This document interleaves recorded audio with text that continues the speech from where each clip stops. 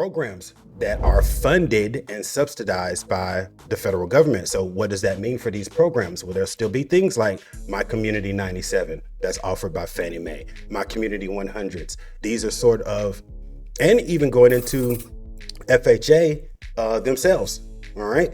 These are government subsidized programs that allow home buyers to not have to make the traditional 20% down that they used to.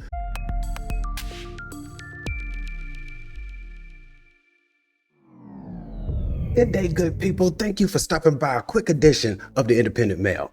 If you happen to be subscribed to the channel, please do me a favor and be like LL and now, if you've been with me for a while, you know I've been covering the governance of the new Trump regime as well as DOGE. From the firing of FAA and TSA agents to the receipt of Social Security checks from 150-year-olds, we've been trying to cover everything objectively while we figure out what's what. Now, I want to focus your attention on a different sector and how it can be affected by Trump's current position. The industry in which I speak of is the real estate/housing industry.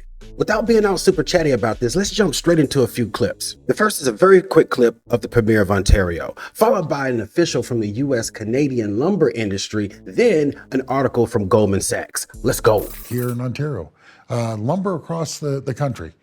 He wants to put a tariff. Guess what? All the houses are going up in cost because he's putting a tariff on Canadian lumber.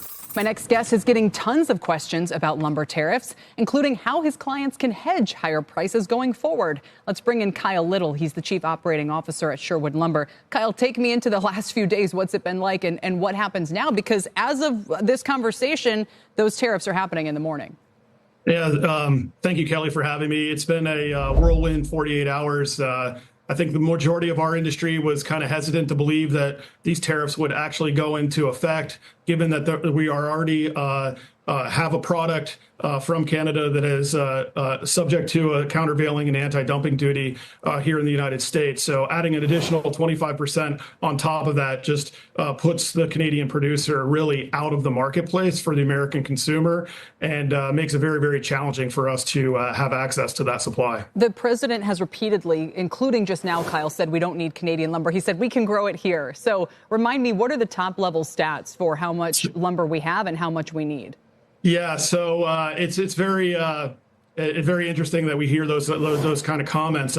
Clearly, we do have enough trees in our in the United States forest lands to go out there and produce enough lumber that we need, but we do not have the facilities to process. We don't have the foresters and the loggers to go out there and bring that material to the manufacturers to go out there and do it. So currently today, the U.S. consumes about 50 billion board feet of lumber, softwood lumber, on an annualized basis. That's about 10% below the peak from COVID. And today, the U.S. manufacturers only produce about 36 billion board feet of that. So there's a 14 billion board foot gap. What? That needs to be supplied from somewhere. And currently, the U.S. producers can't do that. In addition to that, we have OSB, which is the major panel component for new home construction. And about 6.5 billion of that is not available here in the U.S. market in domestic production, and this is the first time that I'm aware of in the history that we've had a tariff or any duty of some sort from a Canadian producer of that product line, which is so incremental or so important to the construction of new homes in the United States. Yeah, I hadn't thought about that. You know, we focus so much on lumber. So from the first two clips, we can see a projected impact on both lumber and OSB to the construction industry. But first, let's take a quick look at just what OSB refers to. In construction, OSB stands for Oriented Strand Board, which is a type of engineered wood panel made from compressed wood strands glued together in cross-oriented layers, commonly used as sheathing for walls, floors, and roofs in residential construction due to its strength and affordability. Essentially, it's a manufactured plywood alternative made from smaller wood pieces rather than veneers. Alrighty, now let's check out an article right quick regarding the potential housing outlook under the Trump administration. Let's check it out. All right, we have the JP Morgan Chase article also regarding the second term of Trump and what that looks like for housing. Let's check this out right quick. This is by a John Sim, head of securitized products research at JP Morgan Chase. All right, let's check him out. How could housing policy evolve during Trump's second term? By reducing immigration and lessening demand, Trump argues that housing costs could be reduced. It's not that simple, though. Cutting immigration would mean cutting labor supply in the construction industry, which could end up exacerbating the lack of affordable housing. And that's begun already. Let's continue to read what we have here from Mr. John Sims. All right, here we are. President Trump is yet to unveil specific housing policy proposals, but potential direction can be inferred. Limited housing supply has been a key factor driving significant home price growth over the past few years. Trump has recognized the shortage of affordable housing as a significant challenge for many Americans. To address it, he proposed two primary solutions. Number one, streamlining zoning approval process to shorten construction timelines, though this would need to be addressed at the local level, except on federal land.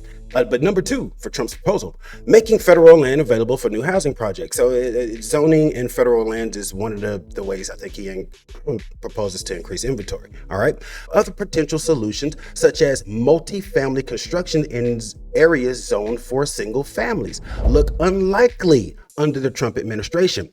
Trump has generally opposed multifamily developments in predominantly single-family neighborhoods. In addition, a major campaign promise was to prevent low-income housing developments in suburban areas. All right, that's kind of like one of those, protect our property values sort of situation. So that was a pledge. So that's one of the solutions we could see not coming. All right, Mr. Sims also goes on to say, on the demand side, Trump has been less vocal about solutions. However, he has constantly emphasized the effects of immigration on the housing market demand. By reducing immigration and lessening demand, Trump argues that housing costs would be reduced, Sims says.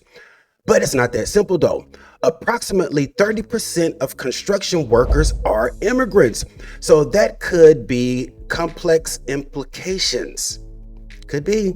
Cutting immigrations could mean cutting labor supply to the construction industry, which could end up exacerbating the lack of affordable housing.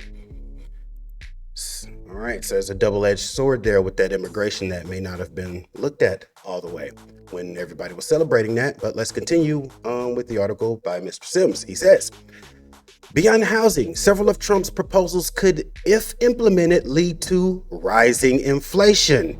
Remember, that was Joe Biden's inflation. Joe Biden's inflation. All right, could lead to rising inflation, which is likely to result in higher mortgage rates, which could further dampen housing demand. In particular, government-sponsored enterprises, GSEs, privatization, which includes Federal Home Loan Mortgage Corporation, also known as Freddie Mac, and Federal National Mortgage Association, also known as Fannie Mae, is expected to come into focus. If executed hastily, this could widen margin-backed securities and lead to higher interest rates for borrowers. Okay? There's another factor in this, I think also, that Mr. Sim may have left out, is also all of the government cuts, the government efficiency, things of that nature. Will a lot of these programs still be backed? Fannie Mae and Freddie Mac has a lot of programs that are geared towards first-time home buyers, low-income communities, and they have a lot of programs that are funded and subsidized by the federal government. So what does that mean for these programs? Will there still be things like My Community 97 that's offered by Fannie Mae, My Community 100s? These are sort of, and even going into FHA themselves, all right? These are government subsidized programs that allow home buyers to not have to make the traditional 20% down that they used to. So that's something else that's in question with policy, so to speak. So to end out the article, what does it say? Quote from John Sims: "It's evident that numerous aspects of Trump's policy will impact the housing market," Sims says. "For now, though, all we can do is wait." So now it's been illustrated how Trump's current position on immigration, tariffs, and government shrinkage can potentially have a negative effect on the overall future of the housing market. This brings me to a few questions. Questions for Trump. Will he maintain his current positions on tariffs and DOGE initiatives? The follow-up question is, will investors find a way to hedge against Trump's current position? And will the U.S. become a nation of renters? Because institutional investors and PE firms, they're the only ones that's going to be able to afford this inflated real estate as rental units for profit. But we'll see how it pans out. Does President Trump keep his current position on all of his items, such as immigration and tariffs and government shrinkage, or does he pivot a little bit in order to stimulate the economy? Only time's going to tell. Until next time, you guys, peace and stay informed.